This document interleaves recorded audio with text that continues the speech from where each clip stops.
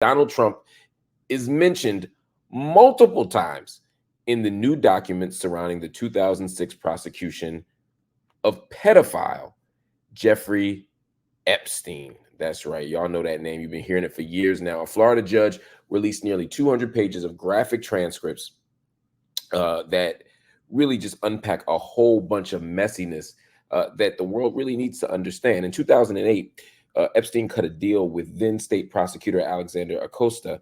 And if you know that name, Alexander Acosta, there's a reason why you know that name, because Alexander Acosta, who was then a state prosecutor, became Donald Trump's labor secretary. That's why the name sounds familiar. And after ordering a release of the files, the judge referred to Epstein without a drop of hyperbole. I mean, he's not exaggerating even a little bit. He says Epstein is the, quote, most infamous pedophile in American history.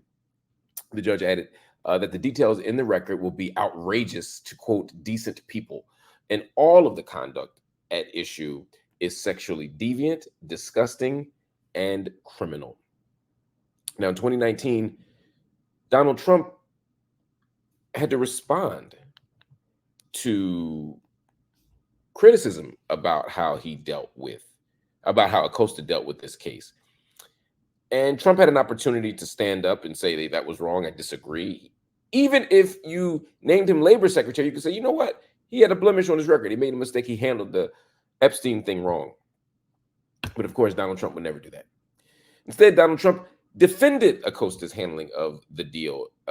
In this deal, Epstein avoided charges of rape and he avoided charges of sex trafficking. Now, this is important because this isn't just a boss who's defending his workers. Donald Trump, who, by the way, was named in an earlier batch of Epstein documents, was once friends with the world's most infamous pedophile. They partied together at Mar-a-Lago, and they even had dinner together at Epstein's Manhattan mansion. I mean, this is not a casual acquaintance. You see them here. Look at these images, hanging, posing, looking for women together. We got video of them whispering, "Oh, she's hot." There's no shortage of evidence that these two were very close friends. Trump has been, of course, embroiled in his own sexual scandals. Trump has been accused of sexually assaulting more than a dozen women, and he was found guilty of rape by a New York judge. The victim was E. Jean Carroll.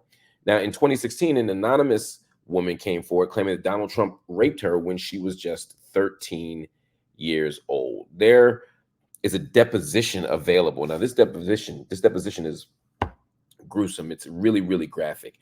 The woman eventually dropped the lawsuit, and the reason she dropped the lawsuit, we seem to believe it, is because, according to her, she received death threats and she feared for her life. Now, we don't know if what the source of those threats were. I'm not saying Donald Trump threatened her, but the accusations were there, the threats were there, the fear was there, and that's noteworthy. But also noteworthy is the fact that Donald Trump has never been charged with any misconduct related to Jeffrey Epstein. It's important to note that. But still, I want you to take a listen to something that Donald Trump said last month. He was on Fox News, which in general is a home game.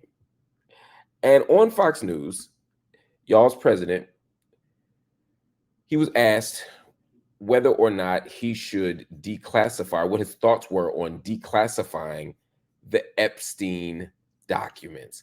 And here is what he said specifically about declassifying the Epstein files. Declassify, you can answer yes or no to these. Yeah. Would you declassify the 9/11 files? Yeah.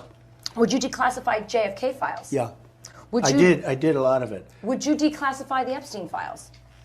Yeah, I would. All right. I guess I would.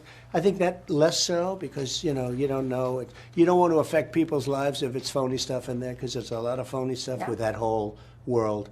But I think I would, or at least Do you think that would restore trust?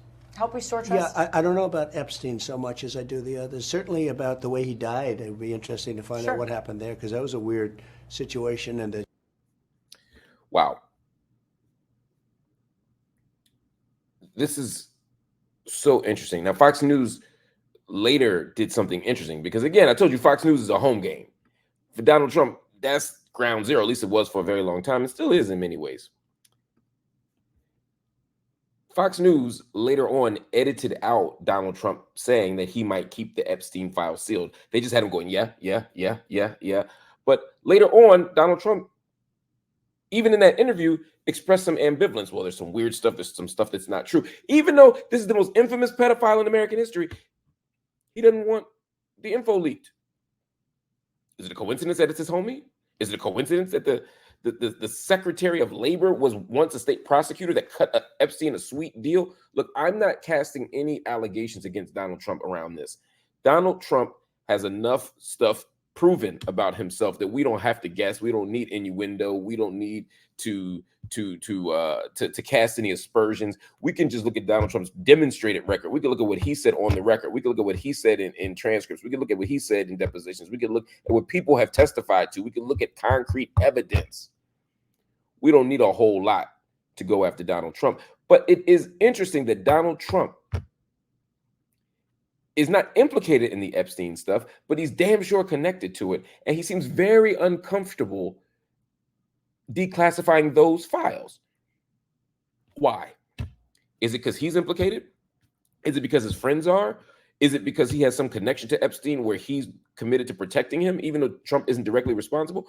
All of those things are possible. And the problem is Donald Trump has given us no reason to believe that he is not complicit. He's given us no reason to believe that he's trustworthy. He's given us no reason to believe that he deserves the benefit of any doubt. And so based on that alone, we can't ride with Donald Trump on this issue. We have to ask questions, and a question that should be asked to Republican voters and you Democrats out there who are thinking about voting for Trump, or you independent-minded people who think that you're somehow smarter than everybody else and just by being contrarian and choosing Trump, or you Negroes out there, especially brothers who are voting Trump because somehow you think that the white man's ice is colder and his water is wetter. For all y'all out there that are somehow so outraged by Joe Biden being old, and Joe Biden is old, and so incapable of voting for Joe Biden because he doesn't have the mental status and the mental capacity to run to run the country. And again, I agree that Joe Biden should step aside. This ain't about Joe Biden. No, I'm just saying, if you're that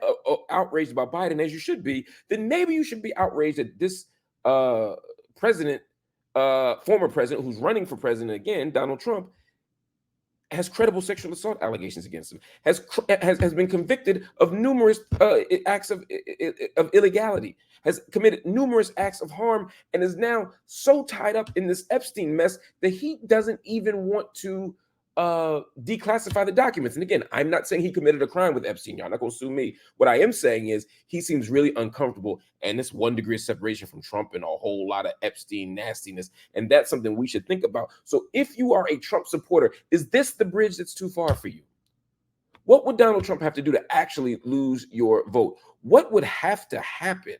Like literally, I mean, and I mean this, like what would have to happen? Who would have to come forward?